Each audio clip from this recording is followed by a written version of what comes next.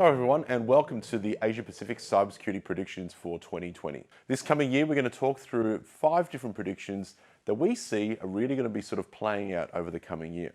First, today's 4G problems are really setting the scene for a 5G world. And as many countries around the world are currently going through and probably going to be embarking on some of the largest infrastructure projects around rolling out 5G technology, the challenge really is that a lot of these issues that we're seeing in 4G networks are really going to be carried across into a 5G world. This is really the time that any telco service provider should really be thinking about addressing today's problems. If you look at Gartner themselves, it really state that 89% growth is really going to be coming out of that 5G infrastructure projects, taking it up to more than $4 billion of spending just in 2020 alone. And if we think about the challenges we're seeing right now in a 4G network, it's really around a lot of these security challenges and risks where we're seeing a myriad of different types of cyber attacks, vulnerabilities that are basically being seen across the internet or those telco networks, seeing a lot of unsecured IoT devices that are popping up, and it's only going to get exponentially amplified when we move into a 5G world. So today's the time that we need to be thinking about solving some of these challenges for a 4G and moving into a 5G world. Second prediction is really around the talent shortage. And sometimes I'd like to think it's not really what you think it is. A lot of the times people tend to believe that, yes, we've got a very large problem. And according to ISC Squared, they're saying there's more than 2 million vacant jobs just in Asia Pacific alone.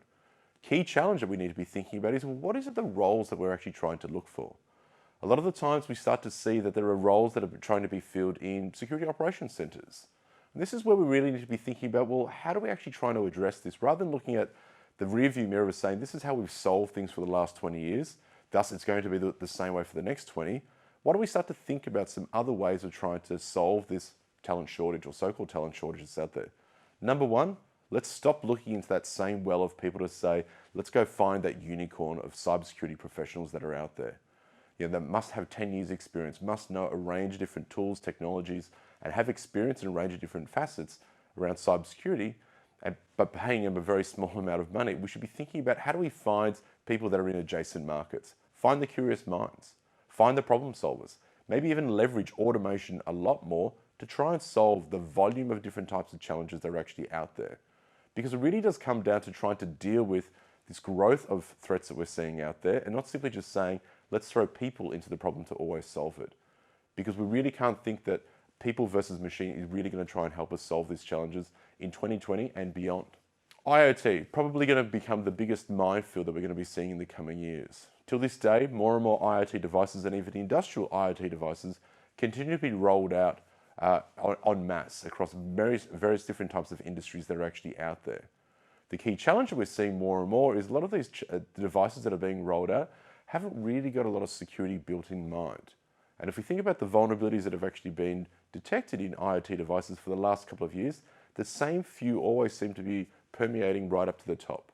Unsecured applications, weak login credentials, the ability that where someone could easily compromise these devices.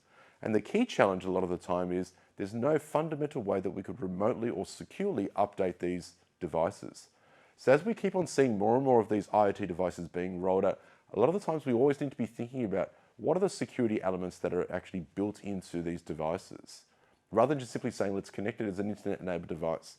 Because sometime in the future, that device may actually become a very large exposure for us and also may start to cause a lot of challenges for us.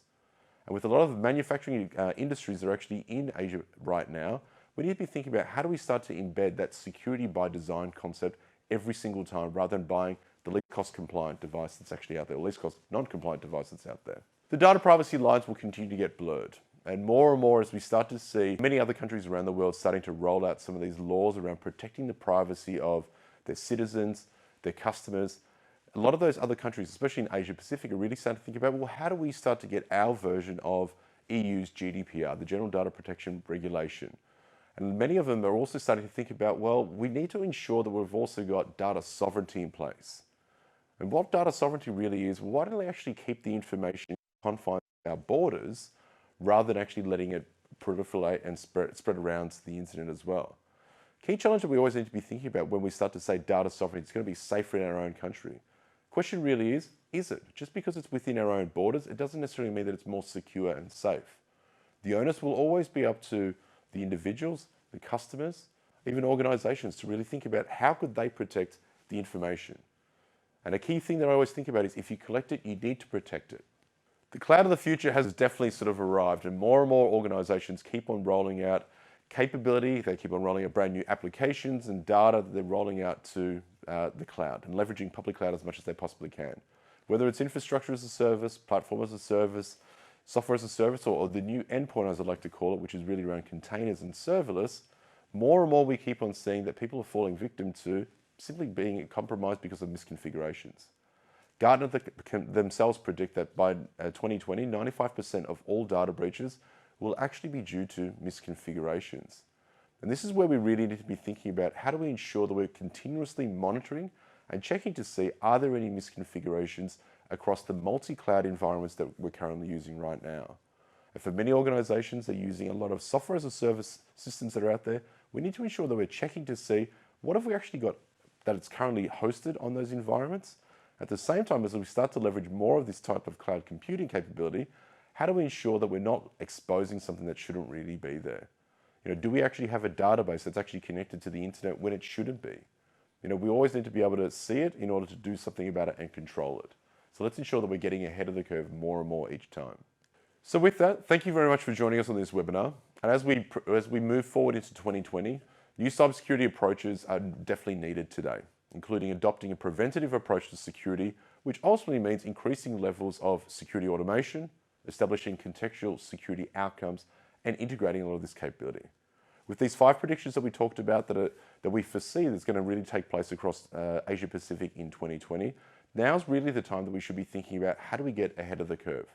Whether you're rolling out a 5G network or thinking about 5G, leveraging IoT devices, using cloud, thinking about how you should protect the privacy of your customers' information, we should always be thinking about first and foremost, how do we protect that information and ensure that we're not exposing ourselves. Thank you very much for joining the webinar. Look forward to hosting you next time.